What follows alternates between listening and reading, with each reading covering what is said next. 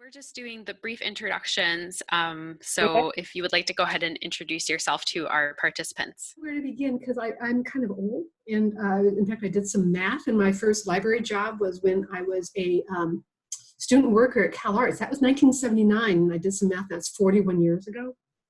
So I'm not going to bore you all with like my life history, but basically just to cut to the chase, I didn't get my LIS until 1993. So there was a 14-year gap in between because in that meantime, I was working in library jobs as paraprofessionals, while also I was a filmmaker and musician and trying to be creative during all that time as well. So I would say that ultimately, how I came to be where I am, just to cut to the chase and jump ahead, is it was a combination. I mean, how I'm, this is a startup tech company, Digital Bedrock, that I founded, and it basically is a culmination of everything that I have done in those 41 years, and that includes all of the creative work that I've done. So I understand how films are made, how music is made, so I can really support studios and producers and composers and folks who create works and do digital preservation for them. So it's everything that and again, I'm not going to bore you, so I'm just going to stop probably right there. But I would say then my degree actually did nothing for me. I didn't learn anything in my program. I went to UC Berkeley, and I went through it because I had already been working in the field as a paraprofessional and involved with, I'm just being honest with you guys. I mean, it was a different time. I basically am doing what I'm doing in my career because of experience. And the degree I actually got as an afterthought, because I thought, hey, I'm doing this work anyway, I should get the degree and I'll get paid more money as a professional. And so I went through the program in 1 year while I was also pregnant and gave birth 4 weeks after I graduated, and done, degree. And so then later on, I think in some of the questions, we'll talk about what it meant by having that degree, in the jobs that I have had, other than being able to be paid more money and having real academic kind of like library jobs at some points in my career. Great, thanks, Linda. So we'll turn it over to Lauren now. My name is Lauren Trujillo. I'm the foundation director of the Santa Barbara Public Library Foundation. And I actually came into this position at the end of 2018. So kind of as we were going into our fall quarter of my second year in the MLIS program. And as Julie shared, I was the class of 2019.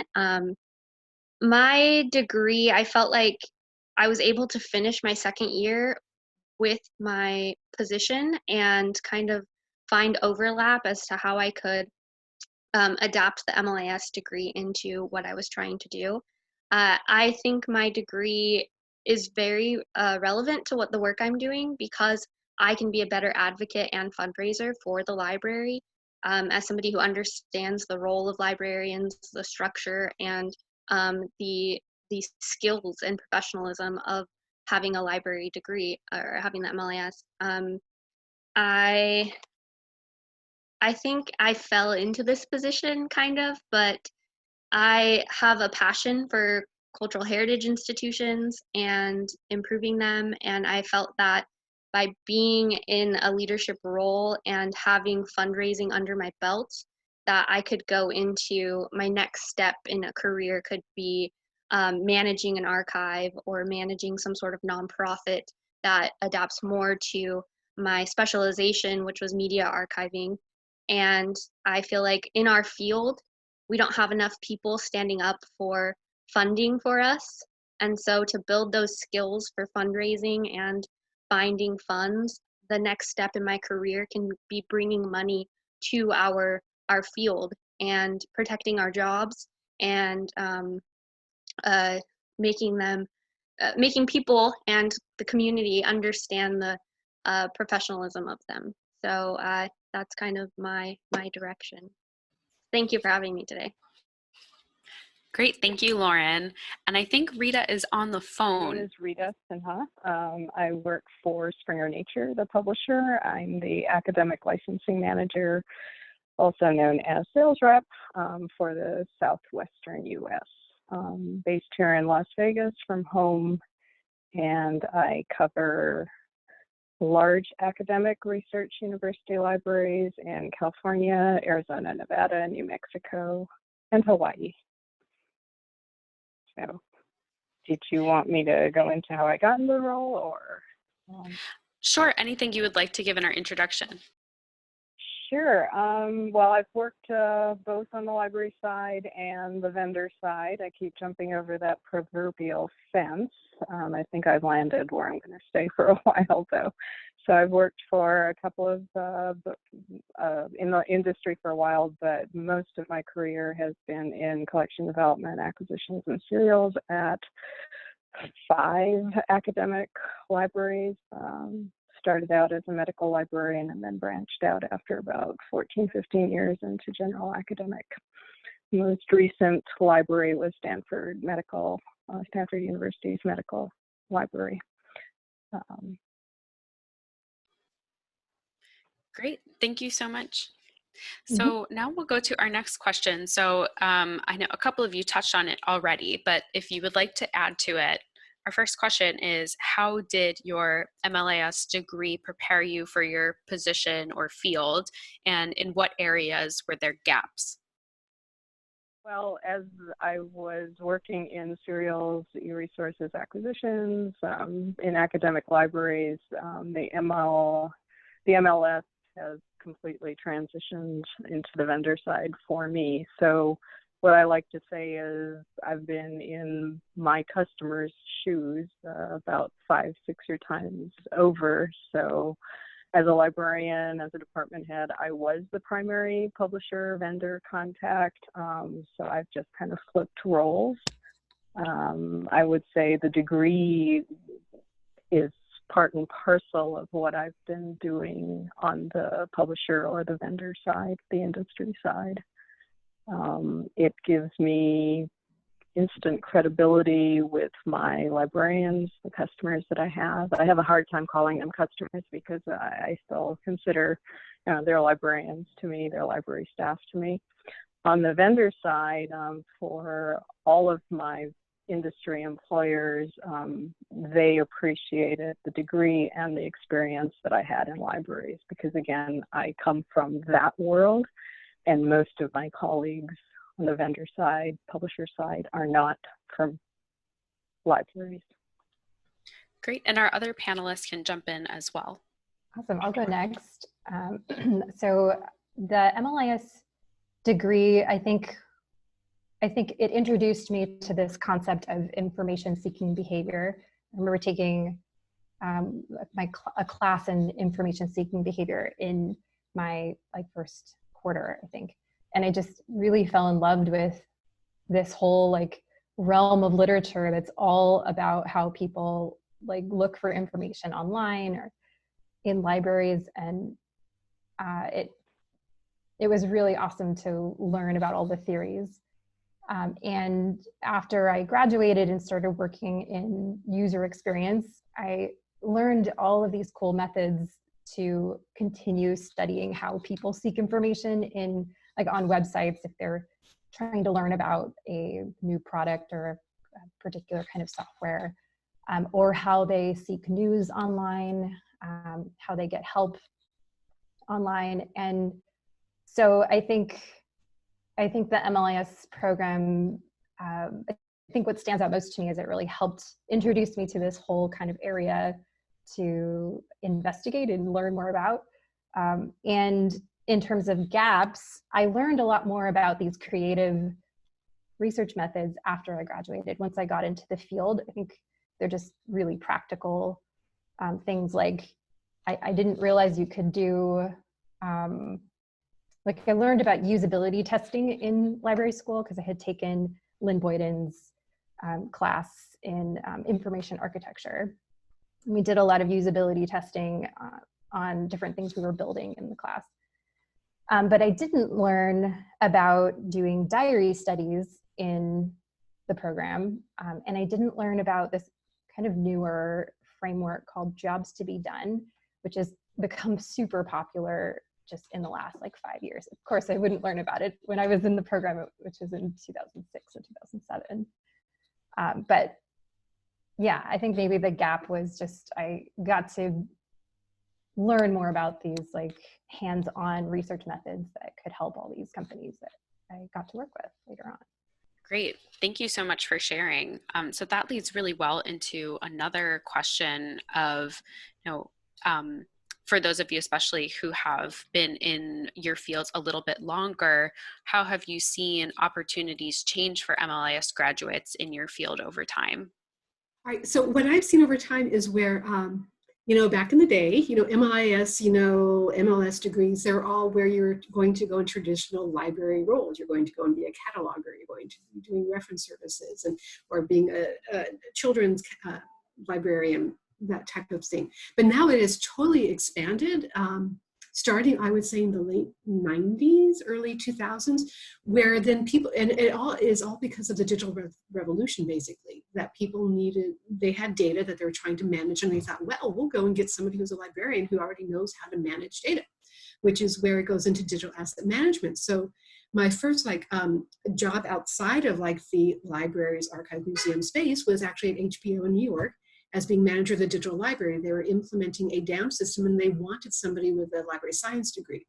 And so I would say that in that area, so now it's going into the corporate, into the whole, well, there were already corporate archives. And so I'm talking really about digital asset management, where that's expanding, where they're really wanting people who are information architects. They know how to manage and organize and find and retrieve, the information, even expanding now with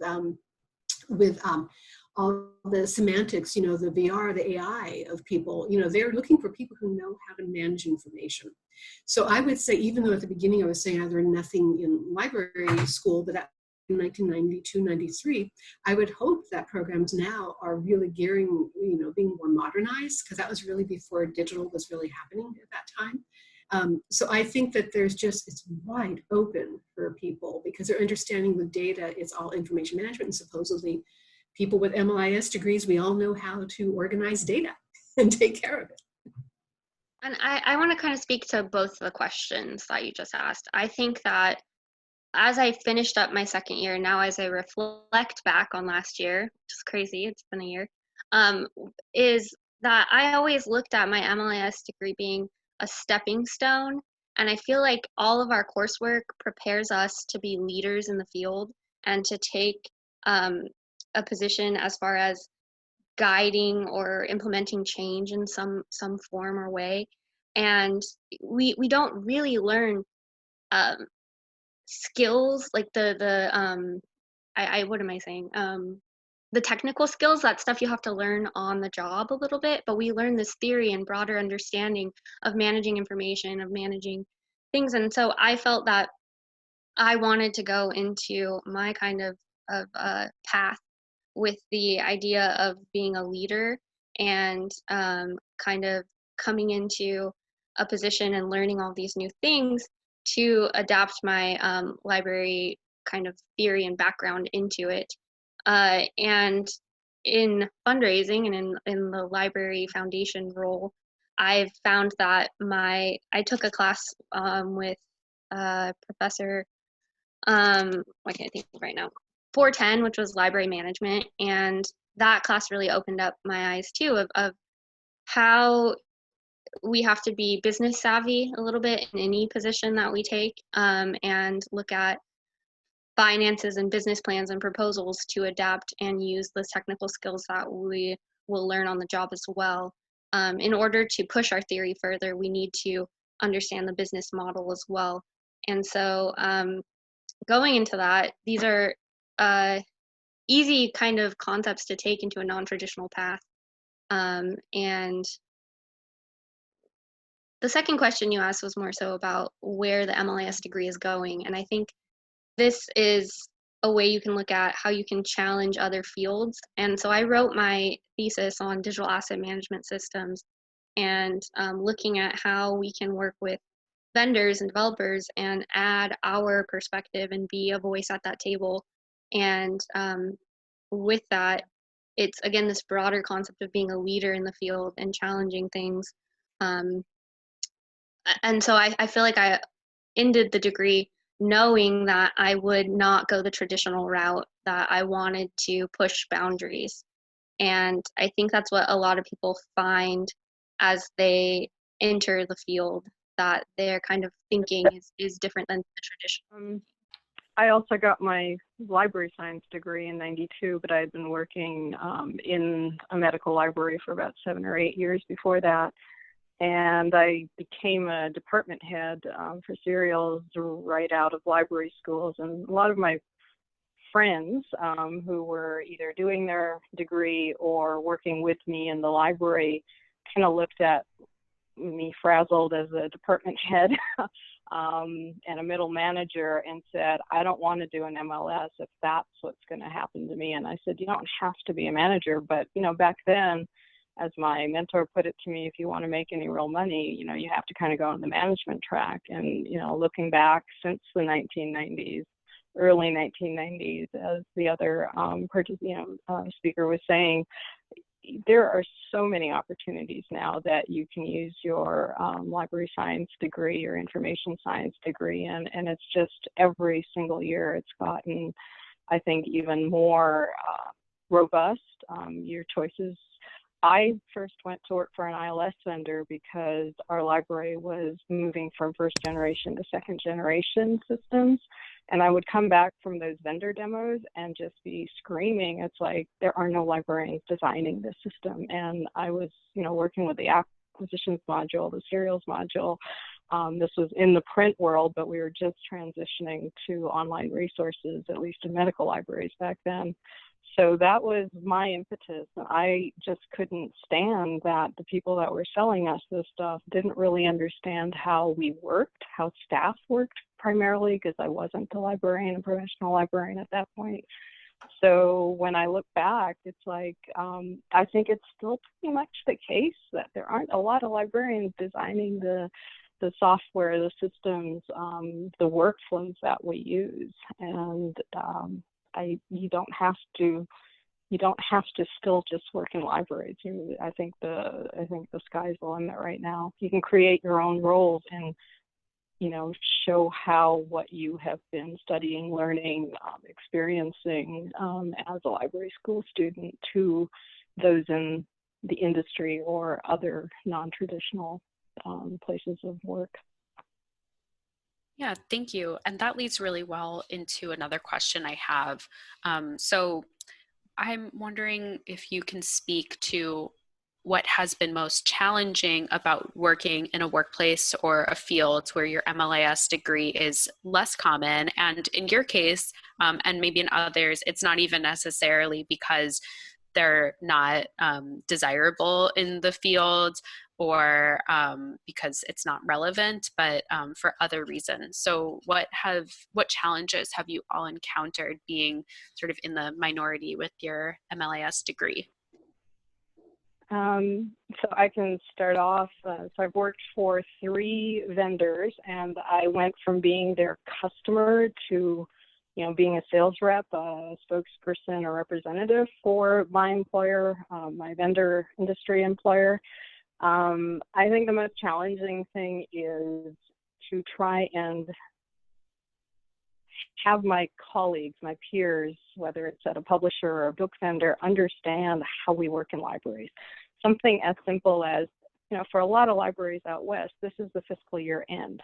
This is when they're trying to spend their money. This is when they're trying to get their invoices with a 24-hour turnaround. I've been through all of that in many libraries, and I think, you know, at a surface level, they understand that.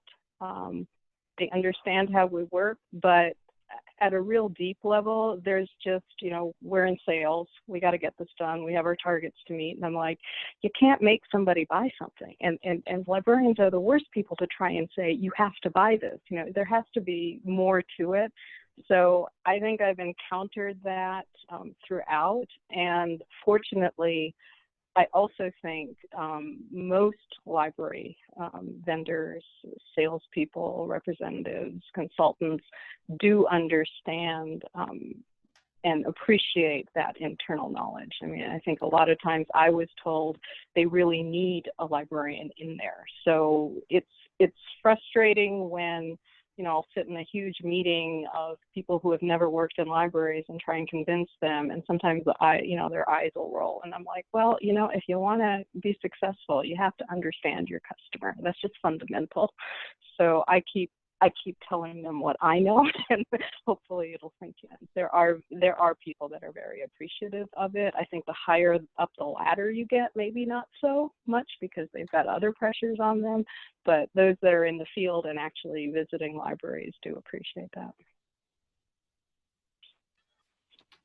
Would our other panelists like to jump on the question?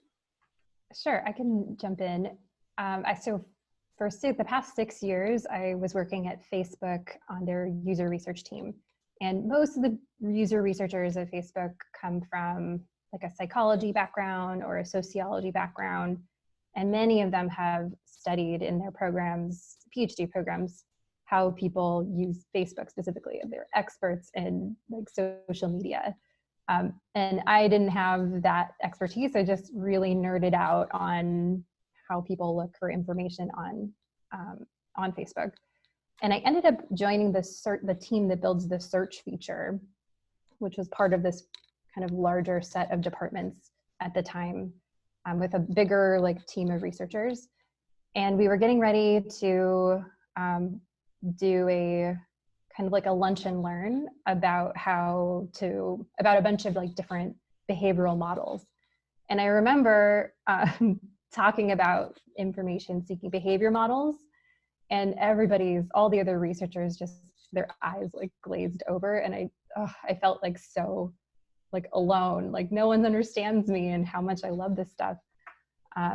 We ended up not talking about any of the information seeking behavior models that I learned about in school, even though I wanted to so badly. So I think that was challenging just because I was outnumbered. It was still a really fun lunch and learn though. I really loved doing that. But I think it's challenging because it's kind of lonely. There aren't a lot of us out there. There's many other people coming from different backgrounds. But it is really exciting when you meet someone who has an MLIS degree and you can kind of talk shop and just not feel so lonely anymore. Yeah, in my field, or in my job right now, I feel like, luckily, I think everyone respects the fact that I have an MLIS degree, because I'm working with librarians and advocating on their behalf and trying to pull funding for their programs or services or ideas. So they understand, I get where they're coming from. So I feel welcomed there. But then on the other hand, of fundraising in the community and speaking with donors, they have no concept of what a librarian really does or why libraries are still relevant, and having those conversations of why would somebody pursue an MLIS and defending that to these people. So I'm doing double advocacy for the degree itself and for libraries. But I felt gaps, and in ways that I wish the program would have helped me more is, again, like I've said, this program, UCLA's program, different than other programs, is preparing you to take charge and to take a lead in whatever path you choose.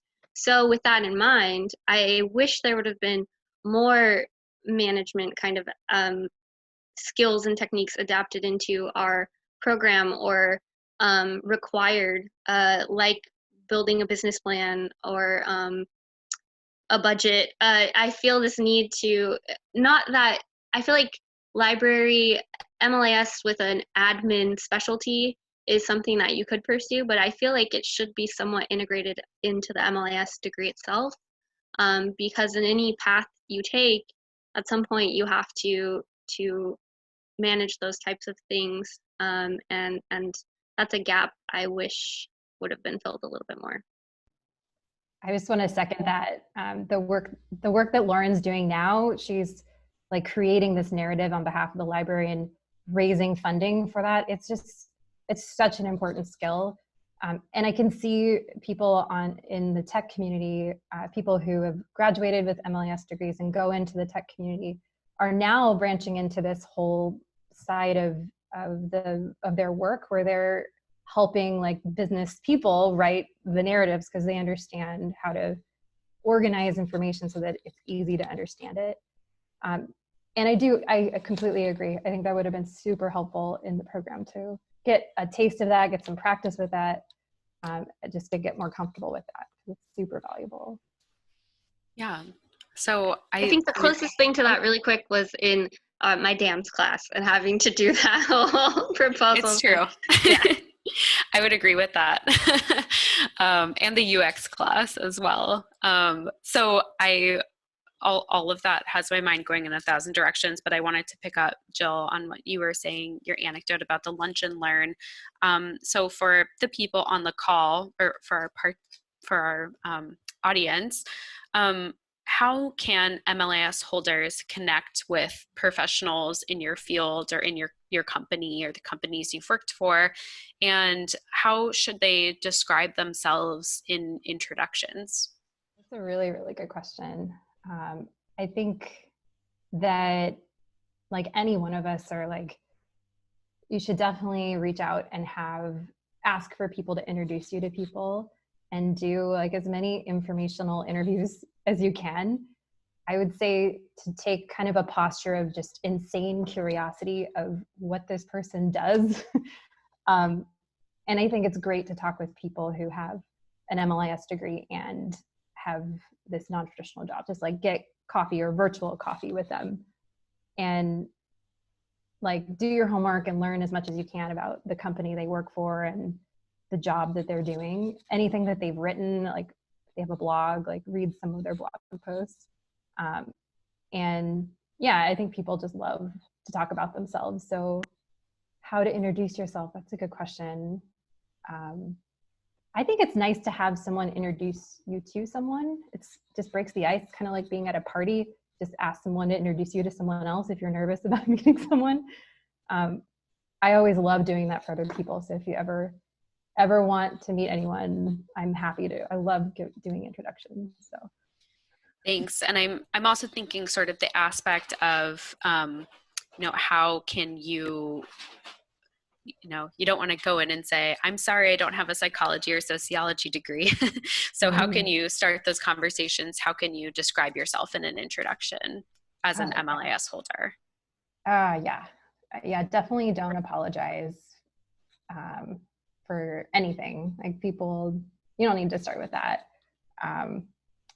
So, gosh, you mean in terms of how to position yourself and what you have to offer? Gosh, I need to think about that. Or you can skip that part. I think what you said was already really helpful. To speak to that, I feel like to go into it with a great position and credibility is, our world works off how do you know someone, or these personal connections. It's knowing people. So if you have somebody about speaking for you or representing you and vouching for you, and the degree itself, I think that goes a long way. And like Rita's position too, she has this credibility of working with these vendors for so long and having that personal connection. So then when she is now in the current role she is, and I'm sure she could speak more to this, but yeah, so I'm going to say that I'll, if you're attending conferences, regardless of, for me, it was pretty cut and dried. I love collection development. I love academic libraries, medical libraries. So I was always, in that track anyways, in ILS centers. But if you're going to conferences, whatever your specialty is or interest is, I get librarians just come up to me at the booth, and they may not know me from my previous library life, but they'll just kind of pull me aside and say, how did you get this job? And I'll say, I walked up to a vendor rep and said, if you ever have an opening in the Southwest, because I didn't want to move, and it turned out that they'd had their eye on me for years. I just didn't know it, So, the timing has to be right. I was lucky that every single one of my jobs, somebody who knew me in library land said, you would be perfect for this job, or go talk to them, or they need somebody like you. But now that I'm on this side, on the vendor side, at conferences, at the Springer Nature booth, people come up to me, whether they know me or not, and, if I have mentioned that I used to, work in this library or that library, I've had so many jobs, then they'll pull me aside and just say, how do you get into this field?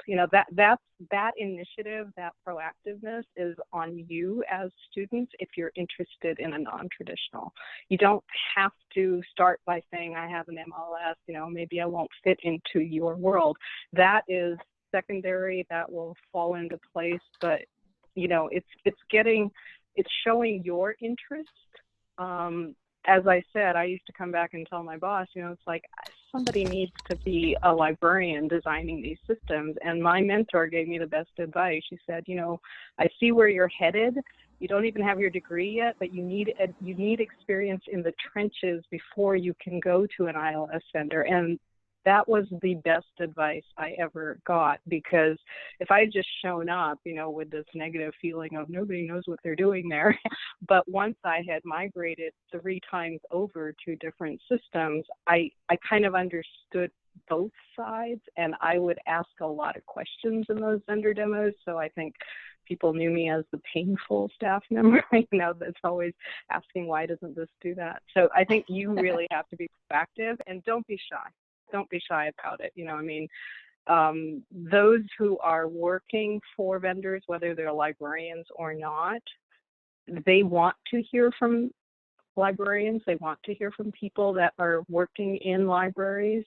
They may not be actively recruiting you, but that initiative goes a long way. And I'd like to add something too. In this past year of being in this position as the foundation director for libraries, I've had different feelings of, am I on the right path?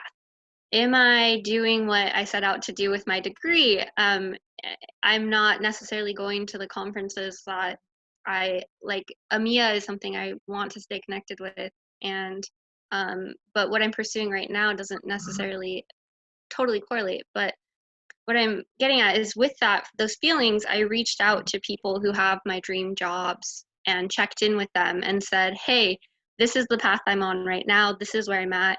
Is this okay? What would you recommend? And so I reached out to Aaron Purcell, who's the collections manager at Virginia Tech. And he was excited to talk to me and had never met me. I fangirled over all of his articles while I was in the program. And so he was like, you're on a good path. Take your time. You're learning these skills that will definitely be able to adapt into whatever you decide to do next. And then he offered me a job. And so it wasn't good timing, but I then took that job offer and gave it to someone, or passed it on to other people in the program. And so you never know. Just call out or reach out to the person who has your dream job, or a professor in another department or other program, and they may be looking for you. Great. Thank you all so much for sharing that. So I wanted to flip the question and see if any of you have ever encountered or dealt with stigma from within the LIS community around pursuing your quote unquote non-traditional path. I can't say that I have. No. No, I'm the dreaded sales rep, so yeah, I have. I mean, there's a so reason. What does that look like? What does that look like on your end? Yeah, there's a reason they call it the dark side. I mean, she went over to the dark side. Those who have known me for years knew I was going to do this, so I don't get it as much from them, but there's just all these misperceptions. We have this cushy life, we have unlimited travel budgets, this, that, and the other. So, we do become that person that calls you up and says, do you want to buy this or do you want to buy that? So I also get the, we never want to meet with you. And I just think that, that is just not good for you in the long term if you're in libraries and have to deal with vendors, sellers, sales reps, consultants of any type. I can't tell you how many people just say, we don't want to meet with you. And I was blessed that my mentor from the 1980s would include me in all sales rep meetings. She told me, you're in acquisitions, you're in serials, you may never want, I didn't want to be a librarian. I was doing my master's in public health at that time. I didn't know I wanted to be a librarian, but I was working in libraries. But because of my work, I mean, in the paper world, I was dealing with invoices. She said, you need to meet these people that you're emailing or typing up letters to in those days. So again, I go visit a library and I'll notice that I'm only dealing with maybe the director or the AUL, and I keep wondering about, what about the people that are actually doing the work? Well, A, they're not invited, or B, they're not interested. Or a lot of subject librarians, my colleagues and I, when we visit a library, we want as many librarians as possible because we think they should be aware of usage of electronic resources in their areas. And so many of them just don't want to meet with a sales rep. I'm doing the air quotes thing. So you'll notice that I put my very long bio whenever I introduce myself to one of my customers because I want them to know I'm coming from their world. But I still, what I've worked on the vendor side about 11 or 12, 13 years, even to this day, I encounter that, that they just don't want to meet with a sales rep. So I think that's detrimental to the organization that they're working in, but I keep trying. I've noticed that with this world that we're living in, they're more amenable to a webinar. So there's just something about a vendor rep coming into your office or your library or to do a demo that maybe turns a lot of people off, but the webinar seems to be working all right. So there's hope yet. I would say that, my background up until I started my company, I was working in nonprofit organizations or also at, at HBO and Art Store, which is, even though it's a nonprofit, it's still selling a service to people. And so when I started my company, and all of a sudden I'm talking to the same people, and they're saying, "Oh, you're now a vendor. You're just talking to me because you want me to be a client." And I'm saying, "No, I'm still Linda." And I didn't start to Bedrock to make money, obviously. And so, we're just, because I started because I wanted to help people and help organizations that just weren't able to do digital preservation themselves for financial reasons or other. That's why I started, to help people, not to make money. I'm not Iron Mountain, I'm not a huge corporation. But there's still this thing, like at the EMEA conference, where I'm a founding member of EMEA, been to every conference since 1991, past president, yada, yada, yada. Been involved since the beginning. Now I'm there for the last 3 years as a vendor, as an exhibitor and a sponsor. And so people on the board will come up and say, "Oh, thank you for your sponsorship." And I'm saying, "What are you talking about? I'm Linda. I'm a member. I've been involved here forever. Stop talking to me like that." I totally relate to that. And if somebody asks me what I do, I still say I'm a librarian. On the IRS form, I may have to put -sales, but the librarian comes first. That didn't change. That absolutely did not change. Yeah. So you've both touched upon it, but one of my other questions was any common misconceptions people have about your work or your field, if the others want to tap into that as well. I think when I first started doing my internship as a UX intern, I had a great manager. She really believed in me. She saw the case study at the IA conference, and she was just a wonderful person. I'm still very close friends with her. But there was another kind of mentor of mine who just did not see, she really felt like she needed to educate me on UX, even though I had taken classes in it in our library program. And so I think maybe she had this misconception that library programs don't teach user experience methods or don't really think about users, which is just, to me, is so backwards. But I got to hear kind of how she explained it, which was really different from how, not really different. It was using the same kind of model of understanding users, just a sort of different language. And Jill, what are some gaps that an MLIS student might have when they're looking into getting into UX? What are some of the skills that people would need to build up?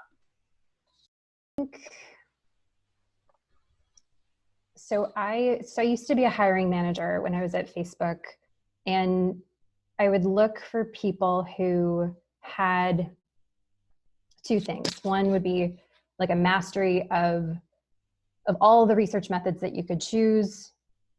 Can you select the right research method? Because you can't use a survey for everything. You can't do interviews for everything. Can they kind of mix together the right combination of methods and have a strong rationale behind it?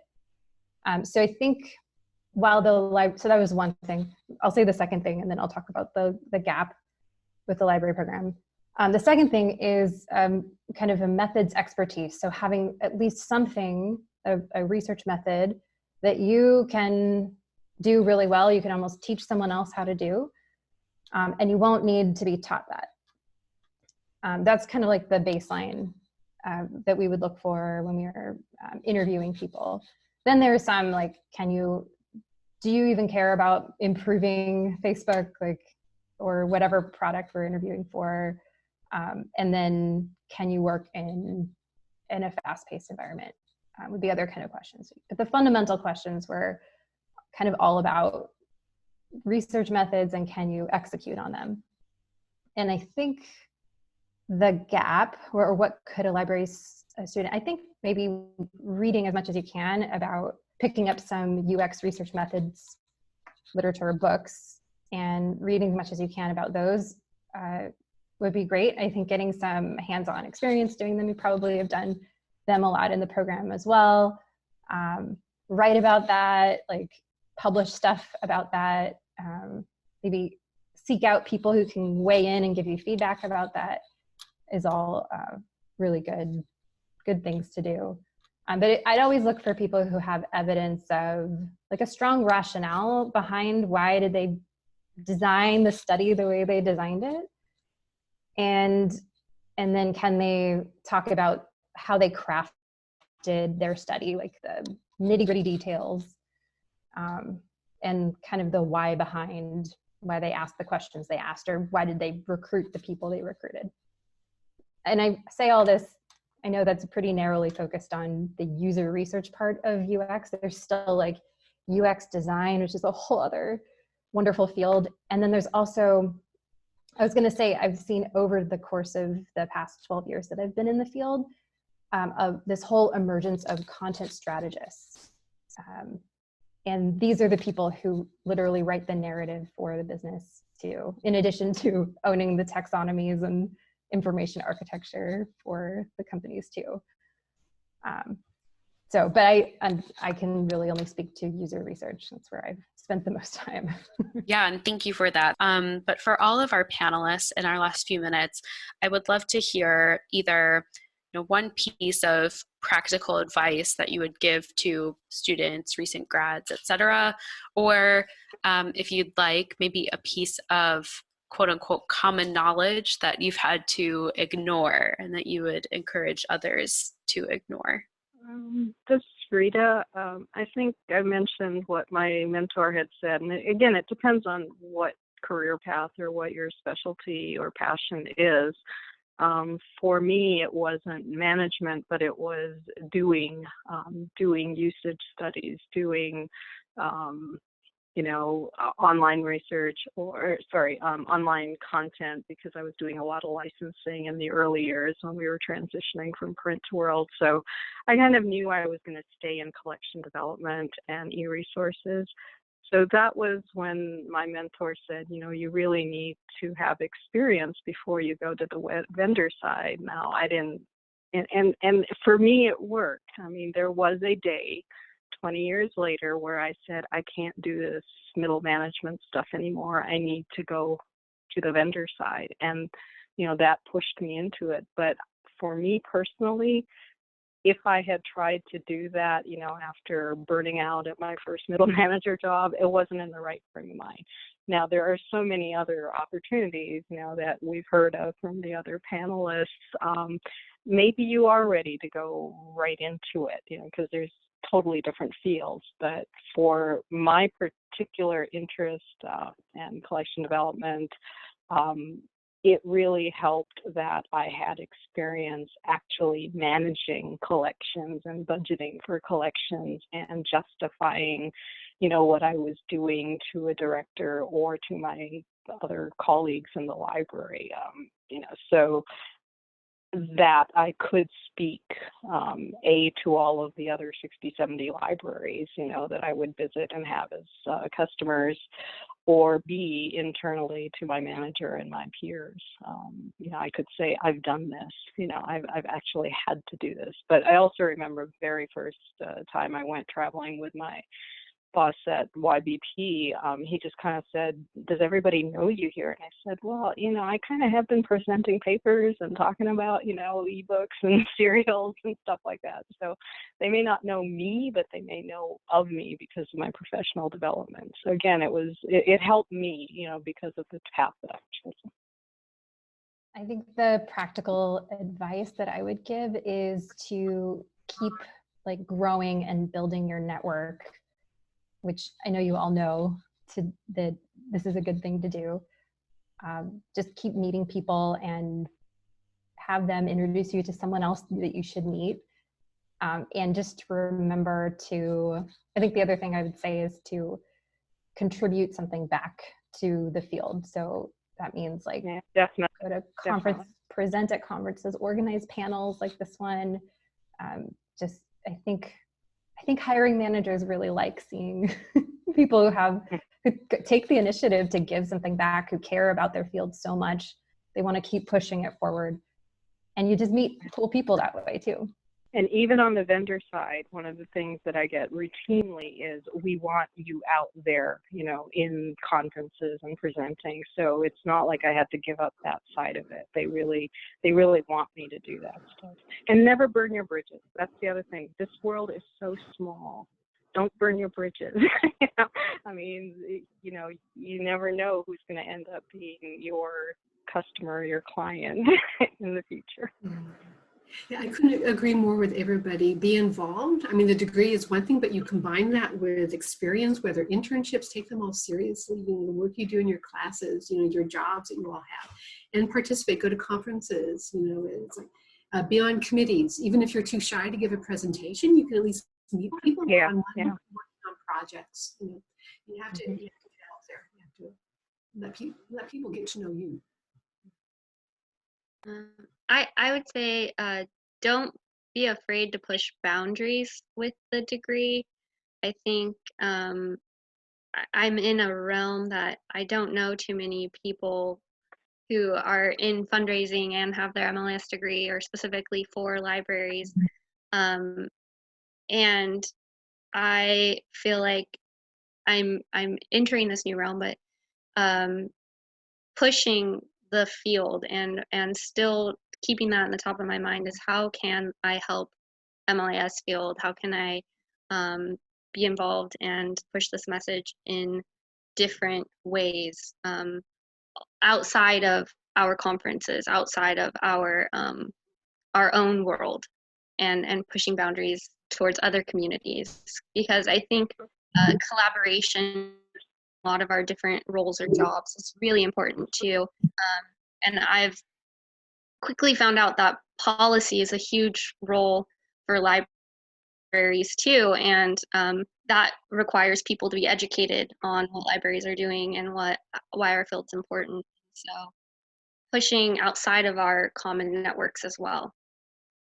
Thank you so much, all of you, for sharing everything that you've shared. We're right at the top of the half hour, so I do want to be mindful of your time and our participants' time. This meeting was recorded, and I'd like to give Diana a chance to close if there's anything that you would like to add or to say. I'm just so thrilled. Thank you, panelists. Thank you, Julie, for moderating. And thank you, students and community members, for joining. We hope to hold several of these sessions, and the more you share with one another, the stronger our community bonds grow. Thank you, Diana, for having this space available for students and recent grads. Thank you to our panelists. And with that, I think we'll close out the panel.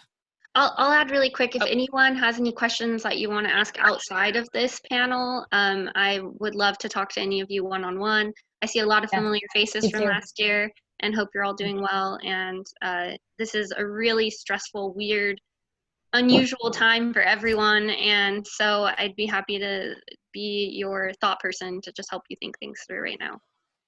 Yes, take our panelists' advice and reach out. Yes, please do. Yeah, thanks for the opportunity. All right, bye, everyone.